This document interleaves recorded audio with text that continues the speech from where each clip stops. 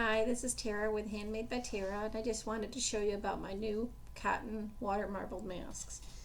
They are 100% cotton, 3 layers of jersey cotton. They have elastic on the top, on the bottom, and on the sides, as well as the ear loops are all elastic. If you find that they're a little too big for you, you can always wash them and then stick them in the dryer and they'll shrink down a little bit, just like anything 100% cotton does. But they fit very nicely over one ear, over the other ear, and adjust. For me, I'm going to have to shrink this down a little bit because it's a little bit big for my face, but it's not going anywhere because I have the elastic.